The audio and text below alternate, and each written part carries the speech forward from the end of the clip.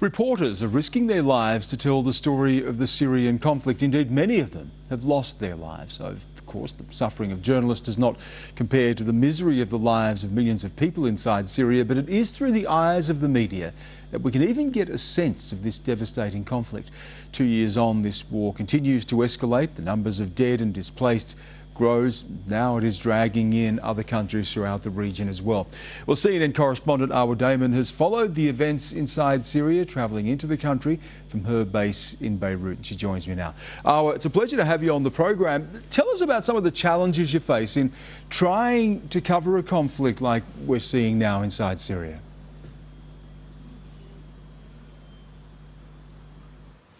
No, I think it's fair to say that trying to cover Syria is unlike any war zone any of us have really confronted in recent history. The challenges are incredibly numerous and exist on just about every single level. There is, of course, the personal risk and the fact that when you do go into Syria, when you do go in illegally, that is, there's very little in place for an escape route should the situation become incredibly dangerous. You are constantly relying, of course, on the activists, on various members of the rebel fighting forces for your own protection. Going in with the government, of course, presents its own challenges because you are, for the most part, paired up with a minder who is constantly with you, and people are incredibly wary about coming forward and speaking with you if they're going to be speaking out against the government. So what makes it also incredibly challenging is finding that middle ground, being able to get both perspectives of the conflict, because you are, because of the circumstances, forced to enter with one side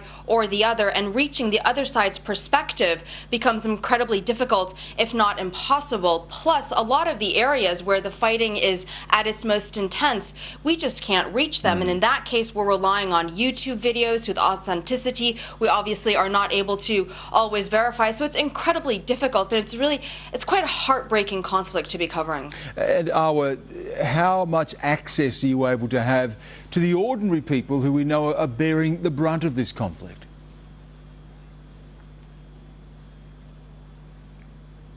Well, when you go into the rebel-controlled areas, those individuals are fairly easy to access. You can also access them in the various countries that they are fleeing to, and their stories are truly the most tragic of all. So many of them end up fleeing from one area to another, thinking they're going to be safe, only to consistently come under attack. Many of them are caught in the crossfire. A lot of these areas where the clashes are at their most intense are really divided up into various sniper alleys, and there's no clear, distinct front lines. They're constantly shifting and morphing, so there's really no way for a family or an individual to know how to keep themselves or their loved ones safe. So many of them are at such a loss. They're in such deep despair, and they can't really see how or when this is going to end. Even when they do try to seek safety in neighboring countries, that of course comes with its own price. A lot of these refugees are incredibly impoverished. They flee with nothing. They've left their homes,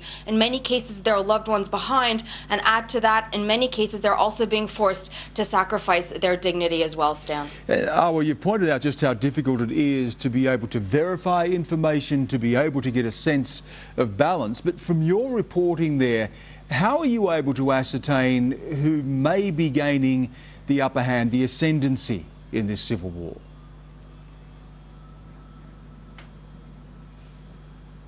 That's also been very difficult to determine. Of course, the Battle of Qusair that the Syrian regime won thanks to the support that it got from the Lebanese militant group Hezbollah was a significant military blow to the rebel fighting forces that, of course, is allowing the regime to gain the upper hand when it comes to the province of Homs, for example, and then gain perhaps the confidence to move on. Now we're hearing various reports that they are preparing to try to take on Aleppo in a massive operation. But if we look at the different front lines in the north, the rebels do seem to be holding ground there. But as I was saying, this is a battlefield that in some places is incredibly stagnant, but in other places continues to shift. But when we talk about it shifting, we're not talking about one side gaining massive territory over the other. We're talking about small shifts in these various dynamics. So really seems, though, as if we're going to talk about the bigger picture, it is very much at a stalemate at this point in time, with neither side being able to gain enough territory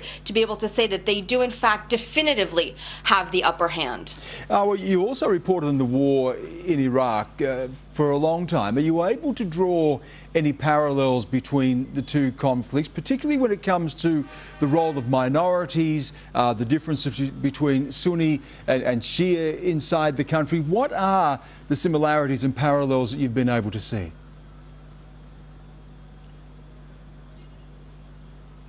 You know, the dynamics that govern the two countries are incredibly different. I think the one thing that really stands out to me, having covered the Iraq War for 10 years and now the conflict in Syria ever since it began, is just how quickly the fabric of society is able to disintegrate, just how quickly individuals see everything that they thought to be true, see their friendships, their neighborhoods disintegrate along sectarian lines. In both countries, people who we would speak to at the beginning of the conflicts would deny that there was a sectarian undertone to everything. And in the end, both in Iraq and in Syria, ordinary people who do not want to accept that they themselves, that their country had such a sectarian nature to it, are being forced to do so. In Iraq, you of course have the problem where the Sunni majority was being governed the Shia majority was being governed by the Sunni minority. Those dynamics have now flipped, with the Shia being in power, the Sunnis feeling as if they are increasingly being marginalized and targeted. The reverse of that is what exists in Syria. But when we look at it broadly, as much as no one really wants to admit that this is the fact,